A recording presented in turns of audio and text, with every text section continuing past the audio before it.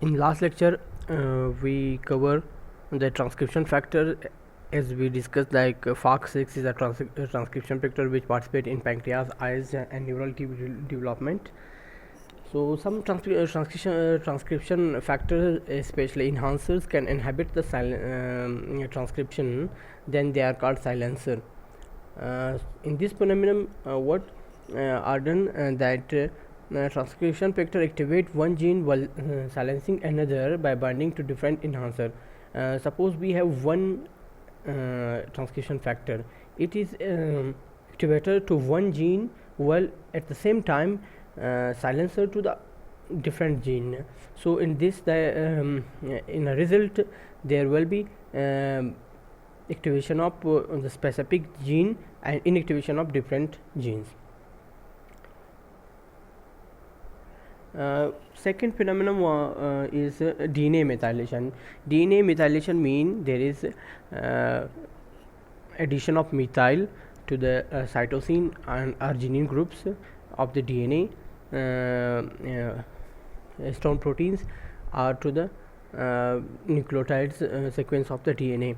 The methylation is for this we can remember mnemonics like DNA methylation mean for M we can say that there is mute mean M methylation mean mute of the mute to the DNA. So methylation of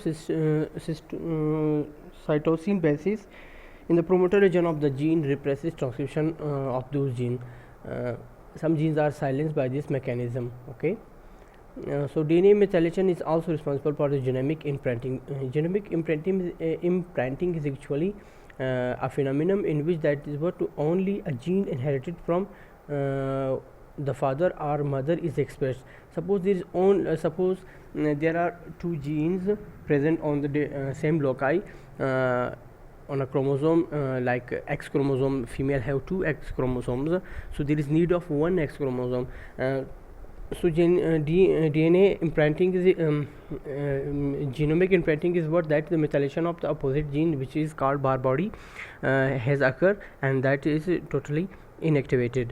So this is actually the imprinting genomic imprinting mechanism.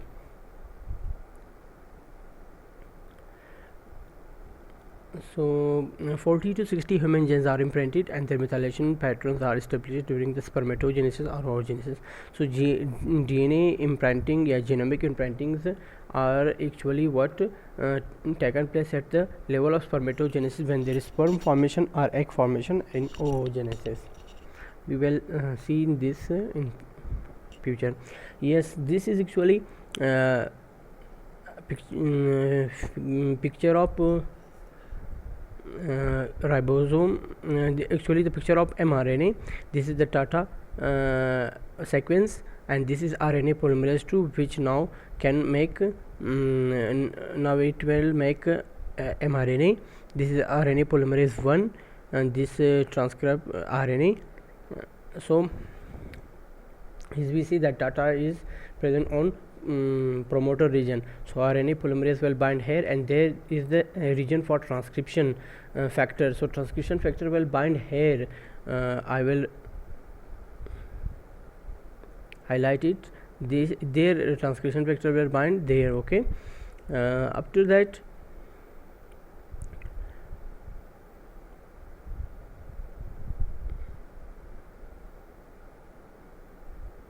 there is methylation silence the DNA by inhibiting binding transcription factor. Exactly the same thing is there, that if you want to inhibit the DNA or silence the DNA, that then you have to bind the methyl group to the transcription factor, or by altering the histone binding, resulting in the stabilization of the nucleosome, which is tightly coiled and cannot be transcribed.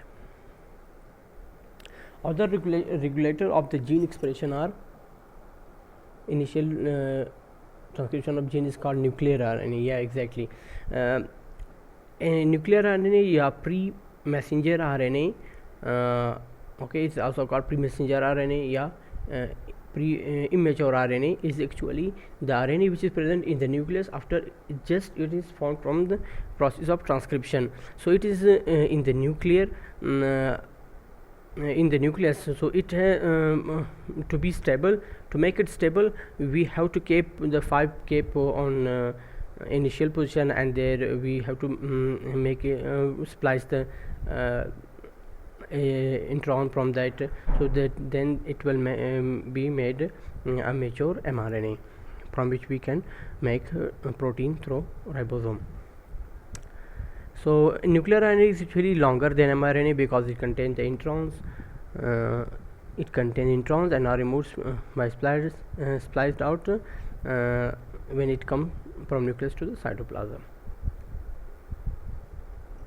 The splicing mechanism is actually what it is also for of importance, as you know that we discussed on the second slide that there is when mRNA is made, then it can also be regulated, the different genes are, because when we make the splicing then the fragments of the mRNA are made, then we make different sequence of these different combination of these spliceosomes are made, and this process is actually called alternative splicing.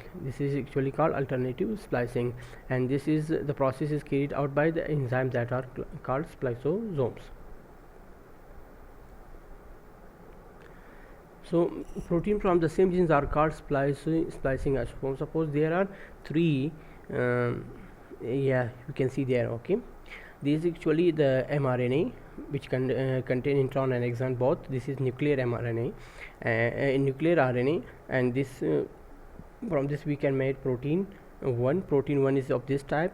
Second, we make the protein of this type, second protein, and this the third protein just because of some spliceosome. So this is actually called totally what spliceosome mean. They are actually the same product of single mRNA. So these are called what? Splicing isoform. These afford the opportunity for different cell in to use the same gene to make the protein splicing for cell types. And this is the WT1 gene is actually a gene that code for the wing of the dorsala, a bee. So have different function in gonadal versus kidney development.